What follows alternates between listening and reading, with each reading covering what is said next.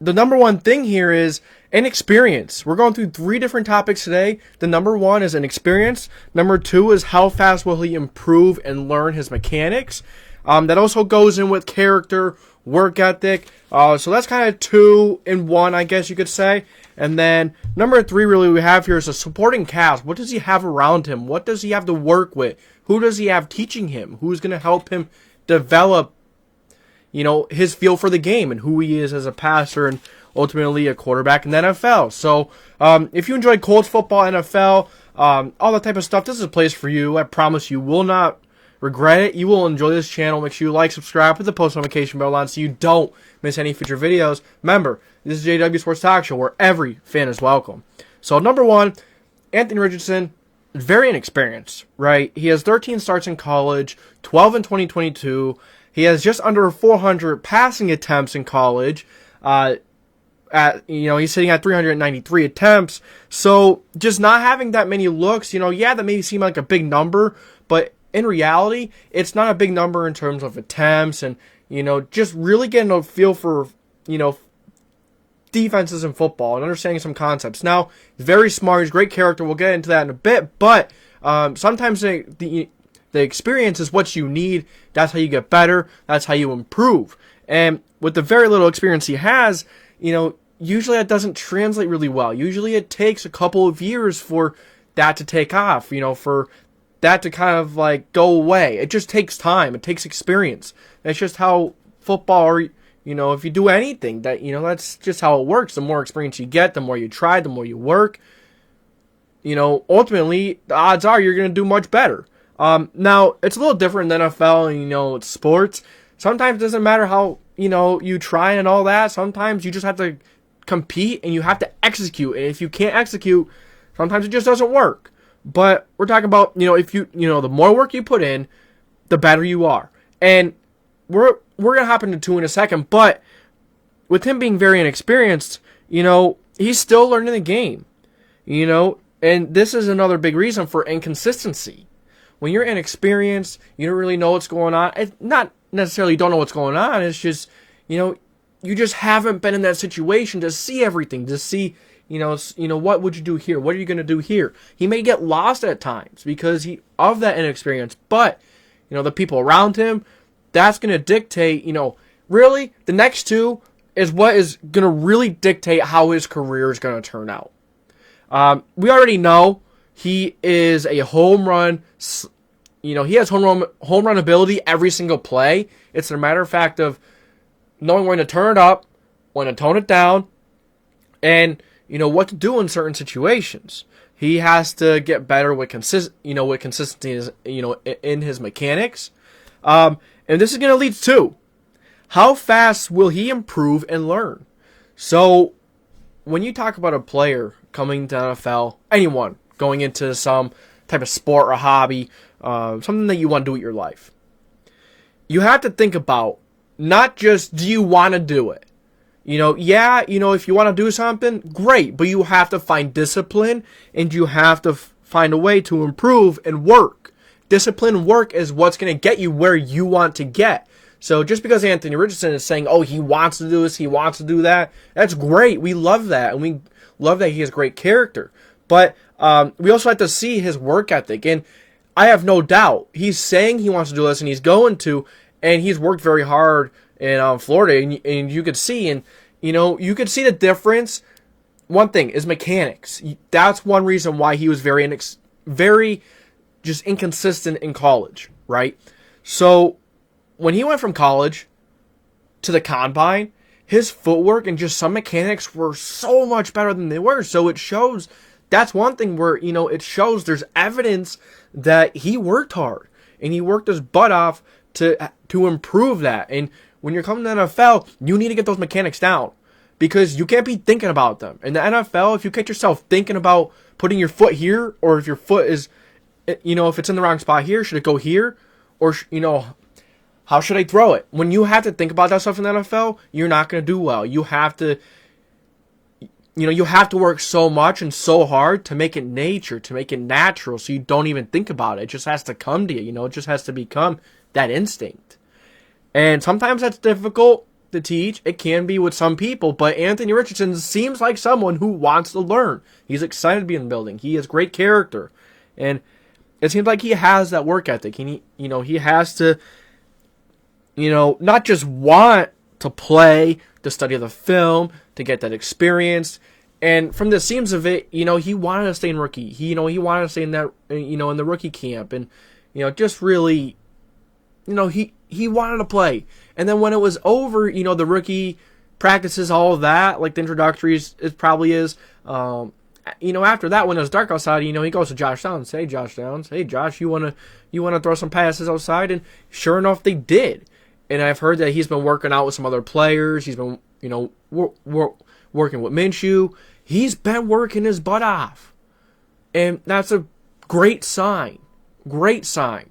It's just, I want to see how it's going to translate to the field. Obviously, very inexperienced, but there's a lot to look forward to, and there's a lot to like about Anthony Richardson. It's just that we need to see it carry over, which, as long as he keeps working his rear end off, he keeps doing that, it may take a year or two. It may take some time for him to get his mechanics right, and then, really get NFL defenses, really study defenses, because, in the NFL, I know I've already talked about this, but when your mechanics are in 100% and you're thinking about your mechanics, you're not thinking about what, how is the defense lined up, how are, which one of your receivers, tight ends, running backs has an advantage, what matchup are they on, what coverage are they playing, what coverage is the defense playing, where is your receiver, where will your receiver might want to sit, think on the fly.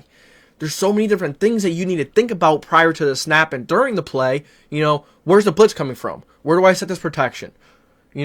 Is he going to drop back or is he going to blitz? Is this defensive back going to blitz? Is this defensive back going to play man? He's going to play zone.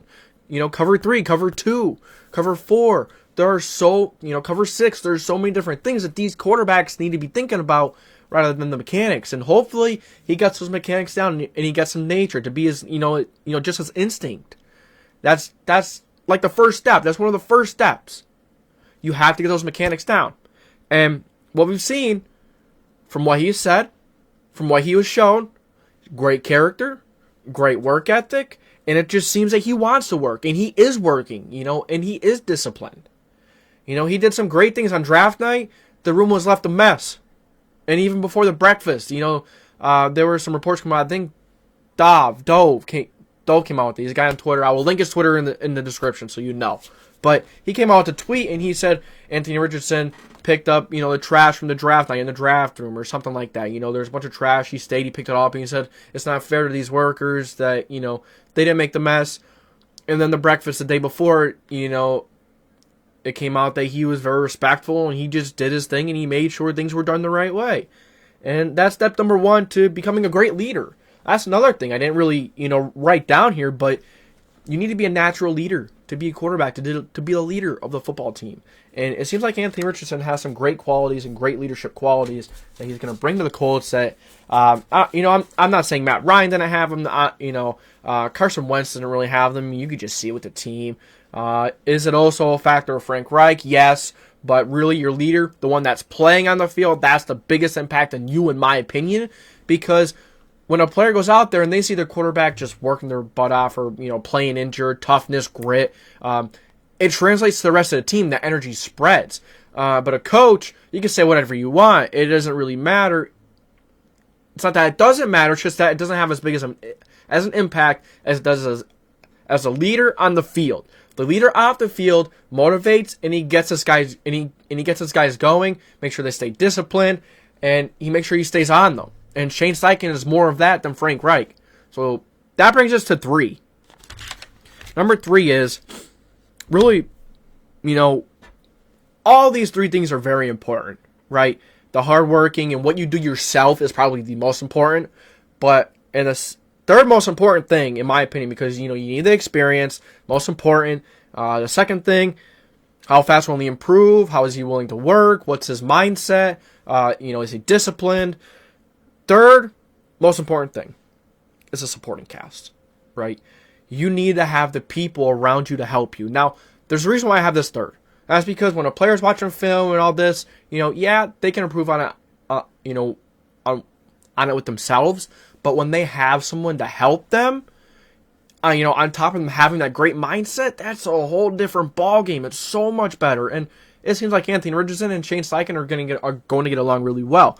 So Shane Steichen has shown the ability to be able to take a quarterback from good to great and help them in their developmental process. You look at Justin Herbert. When he was coming out of college, he had some questions.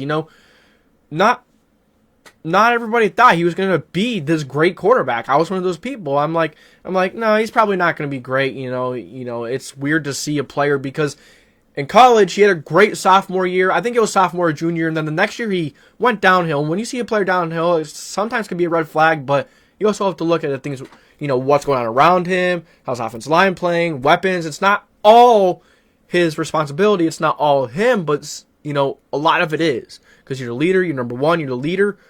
I just said you're the leader twice, but you get what I'm saying. Shane Steichen took him as a quarterback coach, and he made him the offensive rookie of the year, which ultimately has probably helped Justin Herbert to now, which he's considered a top 5 quarterback in the NFL. And he is a phenomenal talent. The second stop, when he went to Philadelphia in the middle of the season, that offense changed. Jalen Hurts started to change, even for the better. Year 2, Hurts looked even better. He looked good. He looked exciting. And then going into year 3, the Eagles are like, this is the year. Is Hurts going to be the guy? Can he be the guy? Should we have drafted someone? No. Shane Steichen brought Jalen Hurts to the best year he has ever had. I know it's only 3 years into the league. But my point is, Shane Steichen took a good Jalen Hurts and made him a great, I'm going to say elite. He's an elite playmaker. He was incredible. I'm not saying elite quarterback, but he is elite in the terms of just being a playmaker, right? If that makes sense. I don't think he's elite quarterbacking. I think he is phenomenal. He's much better. He's great. But he's still got to improve in quarterbacking. But running and then, in general, checking in and out of things at the line, incredible. And I think he could be a great quarterback. I just don't think he's at the point where he is an elite passer. Elite. He's great. Very good. But great is here. Elite is here. Elite is reserved for the best of the best. The best of the best throwers, Mahomes, Rodgers, those guys up there. Just because I'm not calling Jalen Hurts elite, I'm not knocking him. The other guys above him are just incredible. And I see why, people say he's elite. He's an elite player. He's not an elite quarterback. If that, makes sense. He's a great runner, and he adds so much more on top of it with his running ability. If you kind of get what I mean. I know what I'm saying is and can be confusing. How are you going to say he's not elite at his position, but yet he's an elite player? Kind of different with quarterbacks, you think about them. If you think about it a little bit. So the next thing is, who are some of the other coaches that Shane Steichen has, that Anthony Richardson has around him now? Besides Shane Steichen working with the mobile QB and Jalen Hurts, bringing the best out of him. He can do that. Hopefully, he can do that with Anthony Richardson. That's our hope. Jim Bob Cooter, former offensive coordinator for the Jaguars. Right? The Jaguars' passing attack enjoyed a pretty damn good season. They were top 10 in a lot of major categories. He led an effective passing game. He worked with Peyton in Denver. Another thing, he worked with some great quarterbacks, some great minds. Trevor Lawrence is a great mind. He's a generational talent. Hasn't really kept that generational player with him into the NFL yet. I'm not sold on him yet. I think he also still has some things to prove to me. I think he needs to find consistency, and there's a few other things that Lawrence needs to figure out, in my opinion. Some of you may not be happy with that, but I think Lawrence has some things that he needs to work on. Do I think he can be an elite quarterback? Absolutely. Absolutely. So, Jim Bob Cooter worked with Peyton Manning. Great mind. Sometimes those great minds rub off on other coaches. Not always, because Adam Gase was a quarterback coach 1 year for Peyton Manning, so, take what you want with that. Kind of crazy that Adam Gase was the quarterback coach for Peyton Manning when he had that record-breaking touchdown year, 55 touchdowns he threw. Then Adam Gase just turned out to be a complete bust and a horrible coach. Just sometimes goes to show how important it is to have your players to show up themselves. I'm saying, yeah, coaching is very important, but the coaches cannot control how well the players play. Sometimes the players just have to play, and sometimes that's what it is. Sometimes the players just play. I'm not saying the coaches are horrible. I'm just saying it doesn't matter how good the coach is or how bad the coach is. The player's going to go out there and play, regardless if he has a great mindset like Peyton. So those receivers in Denver that year enjoyed an incredible year. I think it was Eric Decker had a great year. Demaryius Thomas had a great year. Was Julius Randle part of that team? Probably. I'm probably mixing him up with someone else. You guys are going to roast me, but I think he was a tight end. I'm probably really mixing him up with someone else, but nonetheless, they had some incredible weapons. They all enjoyed great years. Let's see. He worked with Matthew Stafford in Detroit. Matthew Stafford had some of those incredible years. Great passing game. Marvin Jones, Kenny Galladay. They had some more weapons there, but just to name a few, they're incredible. Incredible what he did for Detroit and Matthew Stafford. So he's worked with some great quarterbacks, some great minds. Jim Bob Cooter. Then we have the quarterback coach, Cam Turner. He hasn't coached as long, but he has some nice accolades in his back pocket. He worked with Kyler Murray in Arizona. That was the year Kyler Murray won Offensive of the Rookie Year. So he worked with a mobile quarterback here. Good arm. Great arm, actually. Kyler Murray's just a quarterback. He just has to get it figured out himself. I don't think he cares as much. He doesn't seem like to be a leader, and it shows. So, there's only so much you could do as a coach there. But he worked with Cam Newton in Carolina when Cam Newton was incredible. He was like the passing assistant, the quarterback assistant. So he definitely helped Cam Newton. And Cam Newton, fun fact, when Cam Newton was coming out, it's not really a fact. It's more so of an opinion of studying a player coming out. But a lot of people thought that Cam Newton was going to take some time before he turned out to be a very good quarterback. They thought he was raw. He needed a lot of time. But he turned up right away. Not a lot of people expected it. Could the same thing happen with Anthony Richardson? Cam Turner's working with them. Probably not. He has so little experience. It's just very questionable if he could. Let's see Cam Newton's college stats. I should have done this prior, but I didn't think to look this up. Cam Newton's stats in college. Let's see how many games Cam Newton played. All right, let's see. Cam Newton, games, 15, 4, 19, 20 games. So 7 more games than Anthony Richardson. But those 7 more games it's quite a lot compared to 13, honestly. It's like 7. It's like half of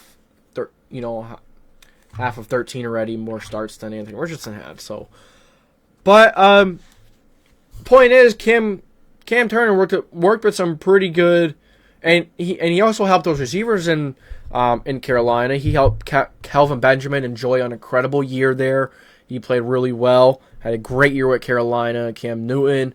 The passing game was incredible. And that has to be key to Anthony Richardson's development. Helping him in that pass game, helping him understand, some situations here and there. But honestly, my opinion, the best way to learn these situations is just go out there, experience, fail, and be crap. And then later evaluate on the tape. What did you do? What could you do better here? That's all part of the experience, man.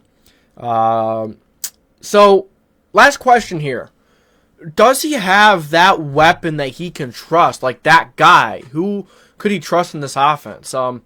First off, I think he's going to be one of those quarterbacks. He's not going to, kind of like how Andrew Luck was. He always trusted his guy to go and make it no matter how bad of a game he was having or, prior. He doesn't really look at his reputation. If he's open and he's going to give him a shot at this, he's going to give him a shot. And that comes from Bruce Arians. Credit to me reading not really credit to me in that way, just credit to the Bruce Arians book, The Quarterback Whisperer. It's an incredible book. If you want to learn a bit about quarterbacks, some great quarterback minds, and Ben Roethlisberger, Peyton Manning. I think Holcomb was one of the guys back then, a while back. Peyton Manning, Andrew Luck, he worked with Carson Palmer. There's a lot of great things that is brought up in that book that helps you understand a little bit about quarterbacks and just how quarterbacks are brought into fruition and stuff. It's a really good book. I'll give you link in the description to an, some kind of Amazon page or something. But that's off topic. Sorry about that, but kind of lost my train of thought. So does he have that weapon? Andrew Luck, that kind of brought me to the point because I read that from the book. Andrew Luck, he always gave his guys a shot no matter what. Yeah, maybe he doesn't trust them fully, but he put that aside and said, hey, go make a play. You got this. You could change. You got this. Nothing happened in the past. You move on. You do this now. And that was great with Andrew Luck. He had a great short-term memory. And that's not a lot of quarterbacks have that. Some quarterbacks, stuff lingers with them. They throw an interception, it lingers. They, make a little mistake, it lingers. And hopefully Anthony Richardson, that's something that we're going to have to see with Anthony Richardson. Is he going to hold things with them? Is he going to move on? It's incredibly important. Hopefully he does have that, because sometimes that's something you have and you don't. And if you don't have it, it's a big L. Hurts big time. But back to the main question. Does he have that guy that he can trust? That could be that big playmaker for him outside of Jonathan Taylor. Really in the pass game, I'm just talking about passing. Yeah, JT can be great in the passing game. We've seen it. But I'm more so really speaking to the wide receivers, tight ends maybe. Because we've seen quarterbacks really make their careers with tight ends. Not, but they've made their careers with tight ends. They love their tight ends. It's just what they prefer. Big bodies, hard to miss them. And I think Jelani Woods can maybe be that guy. Right now, I think Jelani Woods can be that guy. He has great attributes, great traits, big guy, got some speed, got some nice hands. We've seen a lot of that last year. It was really nice. He just wasn't played enough. And we were kind of mad with that at times throughout the season. But wide receiver wise, Pittman's probably your most reliable guy. Pittman needs to have a bounce back year this year. Pittman really ticked me off in a lot of Colts fans last year. He was inconsistent. Dropped a few passes here and there. He dropped open that wide open Hail Mary pass. Could have gotten them in field goal range versus the Washington football team. Not saying it's all his fault. There's, of course, other points in the game where teams make mistakes and, a player's a quarterback. Whatever. And, it doesn't help that the quarterback situation was so crap last year where you had Matt Ryan, Sam Ehlinger, Nick Foles all start games last year. So you had your entire quarterback room, get some playing time. Doesn't usually, that's not a good recipe for success. And they weren't all hurt at times. I think Matt Ryan got hurt. Ehlinger came in. Then I think Nick Foles got hurt, and then Sam Ehlinger came in again. So really some crazy stuff. But at the end of the day, man, it's just, I think Pittman's that guy that he could trust. Now, and at the end of the day, it didn't help. That's what I was getting to. It didn't help. But at the end of the day, as I keep saying that, but Pittman's also got to make his own money. If he's fumbling balls, if he's dropping some important catches, that's a big no-no. That needs to stop, and that needs to improve this year. Maybe having new quarterbacks all the time, you don't understand, you don't really get a feel, how the ball is coming to you, how fast it is. That could be something that kind of screwed him up. But at the end of the day, he's got to catch it if it goes right in his hands, which it did. Fumbled a few times. A few things Pittman needs to clean up on. I love Pittman. I love his attitude. I think he could be a great leader.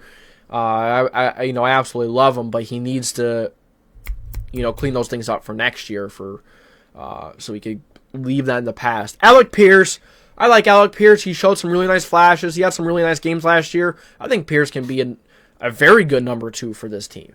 And he showed it. He's got nice speed. He is incredible when it comes to contested catches. He goes up and he gets so many of them. I think every time he went up to go get a contested catch that was in his hands, he brought it down.